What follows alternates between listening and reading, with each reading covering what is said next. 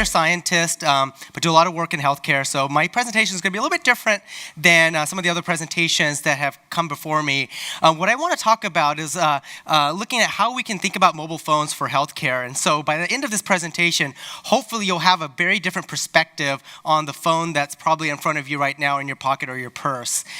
So if you think about technology and healthcare, if you look at some major paradigm shifts in healthcare, you can think about one particular one like point-of-care diagnostics, the ability to have a piece of technology that can diagnose disease at the time that you have a patient coming into a clinic. And so this is an ultrasound machine from quite a time back. In fact, the computational power in an ultrasound machine like this was in the phone just 10 years ago, or 10 years ago. So if you can imagine a modern phone with the amount of horsepower that you have in this thing.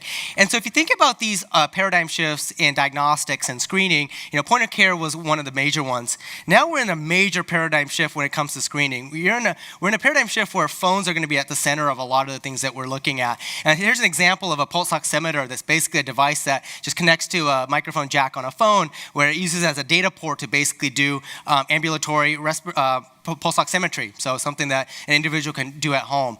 If you think about the most ubiquitous computing platform out there, it's really the mobile phone. Right now, there's 8 billion people in the world. There's 6 billion phones in the world. Just in 3 years from now, there are going to be more phones than people in the world. And if you think about this as a ubiquitous platform, think about the affinity that people have to this thing. If you forget the phone, you'll probably go back home to go get this thing. And so in terms of compliance and technology and screening, and if you think about ways to infuse technology into one's life and you have to embed healthcare into it, this is one particular way of thinking about as a dissemination tool.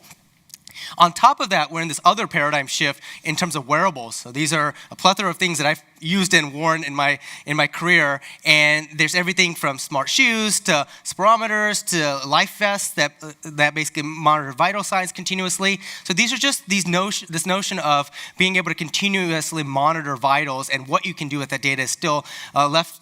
We're still trying to figure out what to do with it, but there's these technologies that are being deployed that can give you these physiological signals in more continuous fashion.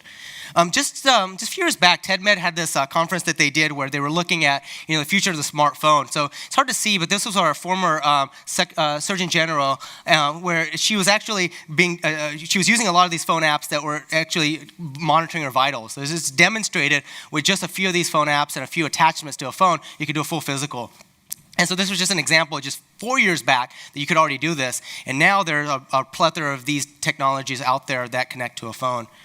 So one of the opportunities with mobile phones, as I alluded to, is that the affinity that people already have to the phone and the penetration that you have phones in terms of from a global health and global access standpoint, is if you can leverage the phone, you have these opportunities to do things like chronic disease management more effectively, where the compliance rates are pretty low because people either not have the technology or might have easy access to it.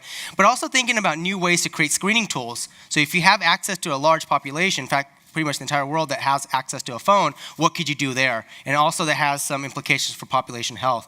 And obviously, this has some new opportunities for looking at how we can capture new phenotypes and being able to correlate that to some of the genomics work that's also happening. So you have this opportunity for new discoveries in diagnostics and identify new biomarkers, which is what my group does with mobile phones themselves. So one of the areas that we focus on and the motivation for this work is really continuous measurements. If you have a phone that's able to capture biomarkers and signals over long periods of time, albeit noisy, if you have that continuous signal, what can you do with that? One of the holy grails of being able to identify disease early is if you had signal pretty much in real time or continuously. But it's really hard to imagine wearing all those sensors that I showed you previously. But how far can a phone take you in terms of being able to capture some of these biomarkers?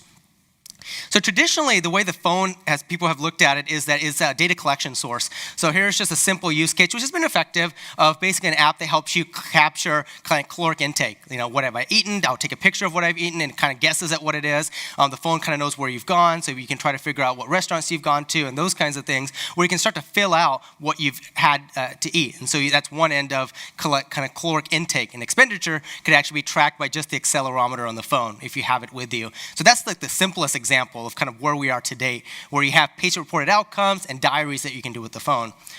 What I've been looking at with my group has said, well, let's take a step back. The modern phone is actually chock full of a lot of sensors. In fact, these sensors in here, we often take for granted. We often, think about playing, Pokemon Go, Angry Birds, and these kind of games on these things where you have all these sensors that are designed towards that. Like the little sensor in there that just detects if the phone's tilted and goes from portrait to landscape mode. It's actually a pretty powerful gyro and accelerometer.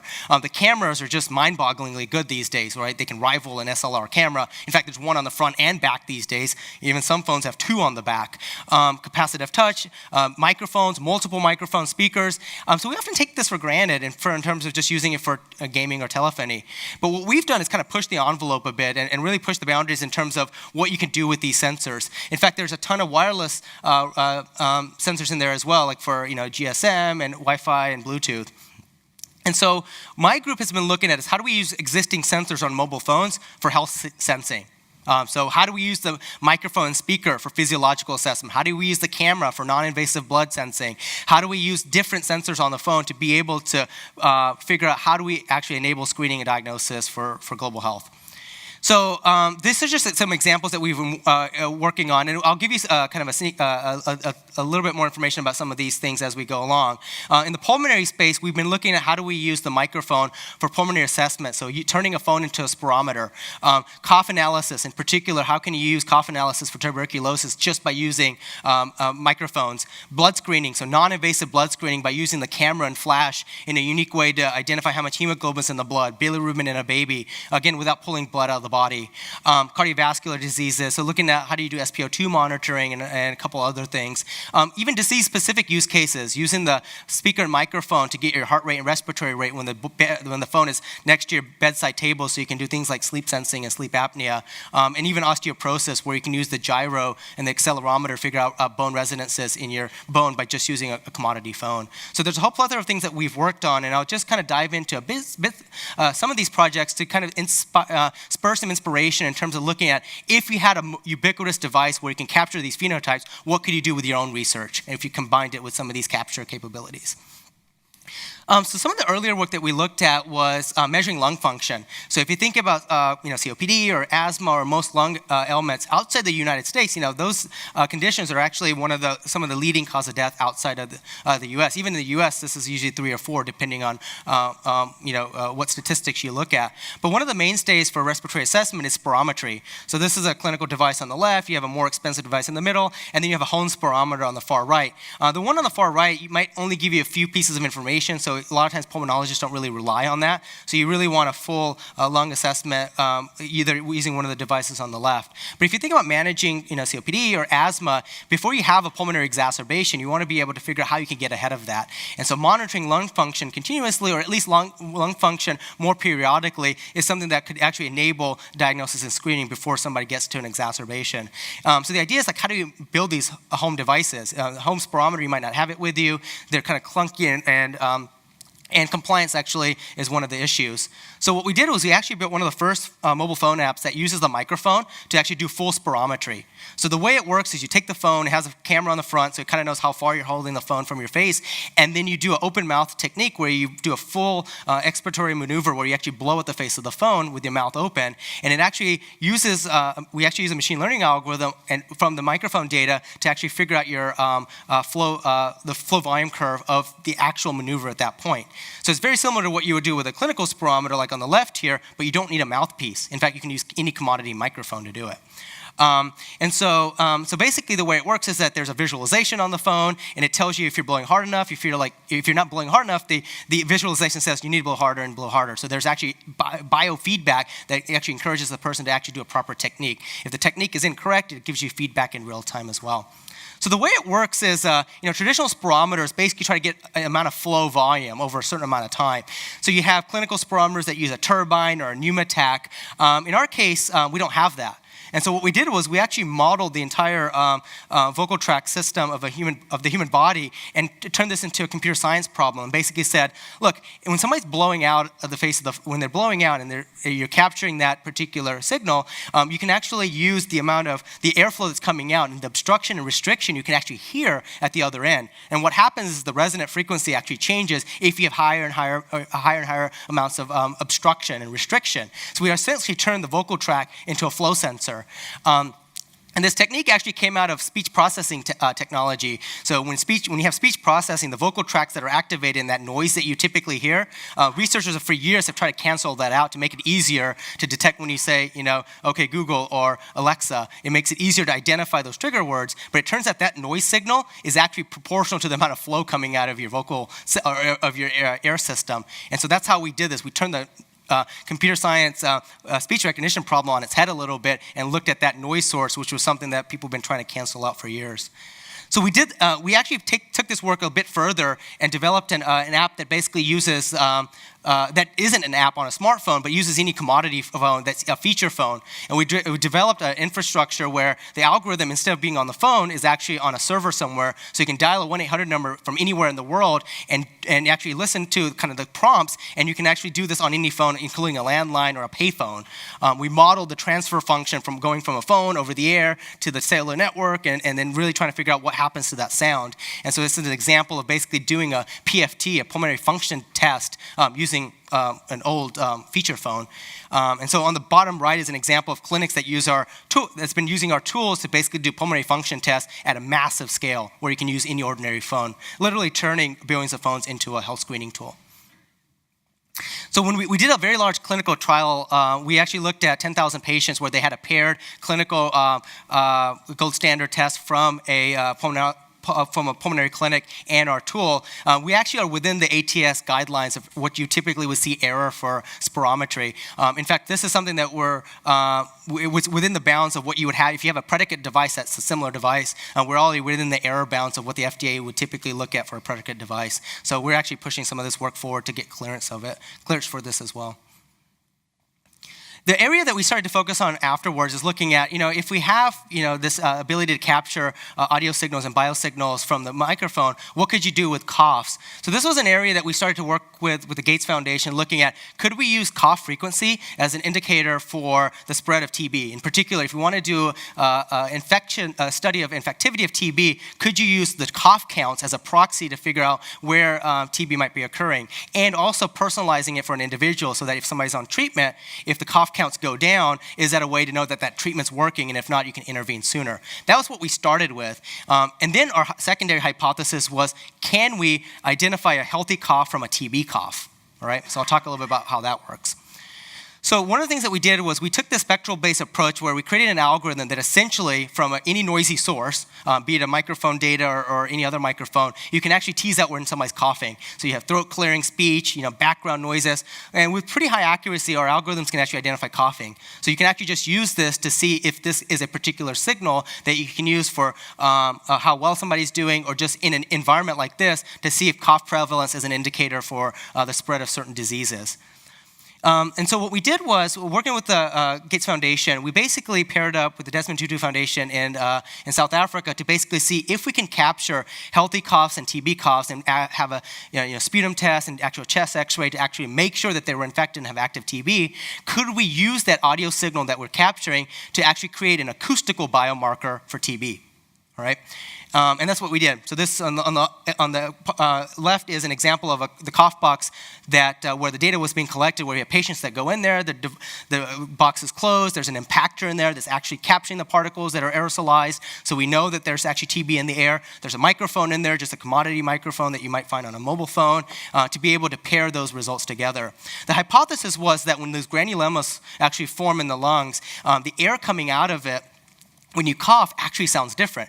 If you ask a pulmonologist or a TB researcher, they're like, no, it actually doesn't. The part of that is because the human ear is not tuned to actually figure out those subtle changes in frequencies. But if you take a machine learning approach to this, you can actually tease apart the changes in the airflow as a result of those granulomas that are formed in the lungs. And so that was our hypothesis that we went into it.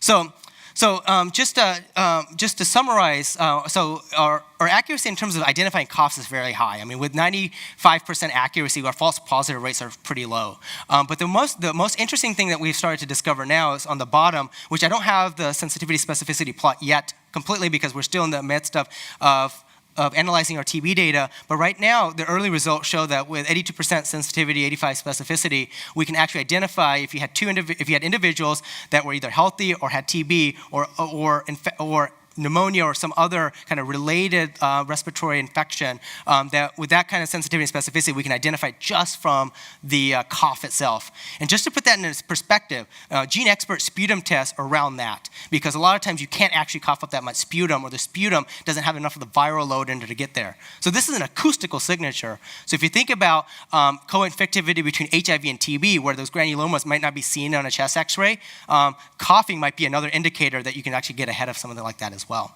All right. So this is some of the first results out there in terms of being able to use coughing as a particular indicator that if somebody's infected or not. Another area we looked at was leveraging the camera phone. So if you look at the back of your phone, you got a flash and a camera there. So how can we use that structured light and that lighting source with the camera to be able to do non-invasive blood screening? So hyperbilirubinemia was an area that we've also explored, where if you take a picture of the sternum of a baby, could you actually just identify how much bilirubin is in the blood? This one is actually an interesting one because as a case-finding tool for global health, we need to find the babies that are actually jaundiced, and in fact, not just jaundiced, but how is their bilirubin tracking?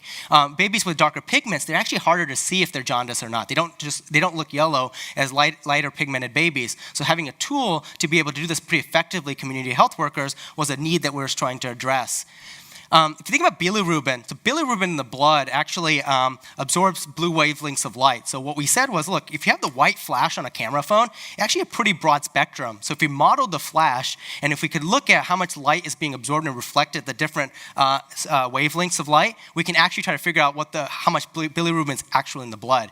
Previous computer science researchers have looked at basically looking at the RGB data and saying, oh, do I see yellow or not? But that actually doesn't work. A lot of babies don't look yellow.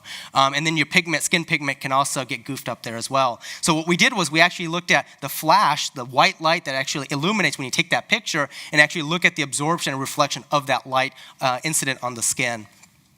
So we did a study of nearly 700 newborns in the United States across the country, and with a makeup of various racial diversity, where we had skin tones that were represented in the entire population. And the TCB, the transcutaneous bilirubinometer, is a non-invasive device. Philips and Draeger and a couple other companies make that, where it's an optical approach where you put it on the forehead of the baby, and it actually does a non-invasive bilirubin assessment. The BilCam app works just as well as a TCB meter, and that correlation is to a blood draw, a serum bilirubin. So if you look at the Blend-Altman plot, you can actually just use the BilCam app, taking a picture of a baby as a screening tool. Basically, if you know kind of what the guardrails are and the guard bands, you can actually escalate to basically doing a total serum bilirubin or a blood draw. But it turns out that the app works just as well as a non-invasive customized device. We took this another step further, where we actually had a colleague that reached out to us and said, if you could do jaundice in babies, could you do it in adults for pancreatic cancer or liver disease or other kinds of diseases? So what we started to do was we actually started to look at the sclera of the eye, the white parts of the eye. So these fancy glasses here are just some parts of the study that we did to basically try to see if from the phone, could we capture the sclera, the white part, and could we actually regress to the bilirubin level just by taking a picture of the sclera? So think about the implication of this. So if you look at a modern phone, when you unlock the phone, you look at it, right? So we have a lot of images of your eyes by just looking at the phone. And over time, could you actually see the amount of bilirubin increasing for people that are at risk? And so the idea for this was, could we get ahead of things like pancreatic cancer or those kinds of things, where we could start to see the amount of bilirubin increasing well before somebody's symptomatic or before you actually visually see it with an individual. And so we did a similar clinical study for patients that were already diagnosed with pancreatic cancer to basically see from their scleral picture, could we regress to the bilirubin? And it turns out that you actually can, like a blood draw. Another area of exploration we focused on was looking at the camera and flash for hemoglobin. So looking at, if you put your finger over the camera and flash, there's already a ton of apps out there on the App Store that can give you your heart rate. Right? There's a PPG monitors that can do that. But what we wanted to look at was, could we actually do some more advanced analysis of that? So could we do a hemachrome analysis through that same source where light is shined on the finger, it's perfusing through the finger, and you basically are looking at what's happening on the other side through the camera. The idea here was that if you look at the spectrum for plasma and hemoglobin, it actually kind of works out. If you have a broad white LED, which is already on these phones, you actually are kind of roughly in the right spot there. And so the way this actually works is that we shine light through the finger and we actually look at the absorption of those two frequencies of light, both for the hemoglobin and plasma, and we do a ratio to figure out how much hemoglobin's in there. To counteract skin tone, what we do is we only look at when the heart is beating. So what happens is when the heart beats, you have the cardiac volume getting to the fingertip. So we're already tracking the heart rate and the pulse. And so when we know when the volume changed when the heart is beating, we know that that differential in hemoglobin or at least volume was because of the heartbeat and not the skin tone color. So we can actually do this in a completely skin tone agnostic way because we know when the heart's beating, the amount of volume of blood is changing there at the fingertip. And so that's how we do it, is the hemachrome analysis basically does it from the heartbeat itself. So we did a clinical style. We actually a study where we compared this to the Massimo device called the Pronto, which is a non-invasive clip-on hemoglobin monitor, correlated to a CBC or just a blood draw. And then in this large clinical trial, it showed that we were just as good as the Pronto device, but in this case, it was a phone app that was doing it. So one of the things that we're doing with the Ministry of Health in Peru is Peru is actually looking at screening tools for anemia. So they have this big pandemic where a ton of kids are, significant portion of the population, more than half the population are anemic. So they're looking for a case finding tool where they can quickly, in the jungles of Peru, try to identify these cases so that they can get the resources there. So this is actually from a deployment on the bottom right is we have parents and kids lined up where they're actually going through and screening them in large volumes just through phone apps. Here's an example of a kid being screened with Hema app in this case. So you can imagine using these tools as case-finding tools and then coming up with a secondary screening mechanism to be able to divert resources in those places. So this is just kind of one example of the deployment that we've been doing in the past.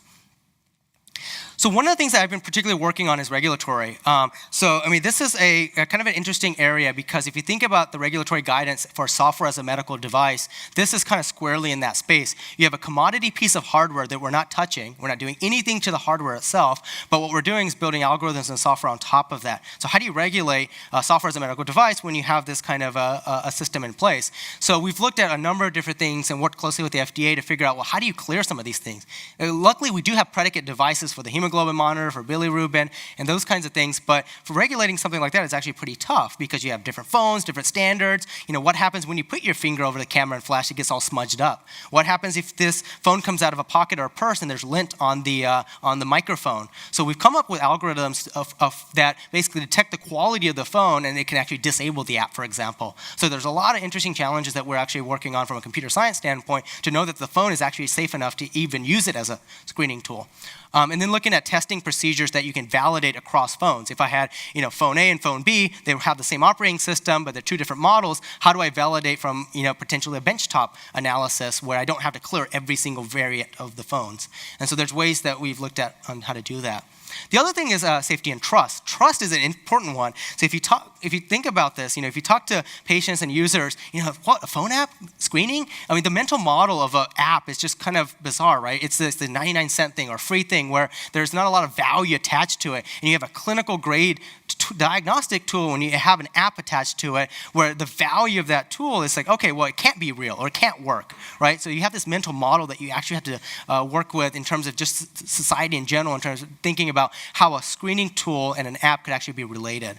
The other thing is this whole patient-provider interaction. As we started to do a lot of the work in the pulmonary space, you have a whole bunch of data coming in from PFTs that pulmonologists never had access to. So we're actually building back-end systems that can do triage on this data that can escalate certain cases where they actually need to intervene with a nurse case manager or or a health assistant. And so in that case, there's new technology that we need to layer on top of it, because if you're able to get this more continuous sources of data, you have to be able to build the back-end systems to be able to triage.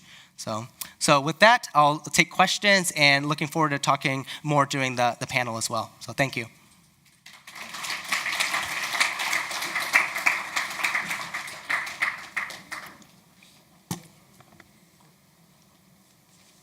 Go ahead. That was really interesting. I was wondering if you could just comment a little bit about how you feel either constrained or non-constrained by the existing technologies that are built into phones. Do you feel as though like that platform exists for you to do most of the measurements that you want to do, or could you imagine like the next time the iPhone 15 comes out, if this existed, it would allow... No, that's a great question. We're certainly constrained. In fact, a lot of times we're actually not constrained by the hardware. A lot of times we're constrained by the APIs. When you try to take a picture of something, the camera system that's there that gives you a picture back is optimized to give you the best vibrant picture for photography, right? It's definitely not designed to give you a hemoglobin value. And so a lot of times we're actually, to date, we're actually constrained by what the software gives you back. So being able to kind of open that up a little bit is actually the first enabler. But then the second level is, yes, I think there are, and the way I see the phone industry heading, I think some of these new sensors are actually going to open up a lot more things. If you think about, hyperspectral imaging, the ability to arbitrarily image something from a wider for bandwidth standpoint, you could do a lot more things. You can actually image at the subcutaneous level all the way down, right? There's these new things that I think are coming out that could enable that. It is this kind of constant tension, though, right? Putting a piece of sensor in there that enables a healthcare use case, is it a viable option for a phone which is general purpose? So I think there could be this hybrid approach where you might imagine a phone with its general capabilities for general wellness and health, but then you can imagine cases that are designed to give you more specific sensor data for people that are at risk and those kinds of things. But that's a good question. Interestingly, to date, it's actually been a software constraint, not a hardware constraint. Just to follow up on that question, so currently what platforms is it adapted for, the test that you showed us? Yeah, so we actually operate on both iOS and Android platforms. Yeah. Any other questions? Okay, great talk, Great, thank you. Shwetak. Thank you so much.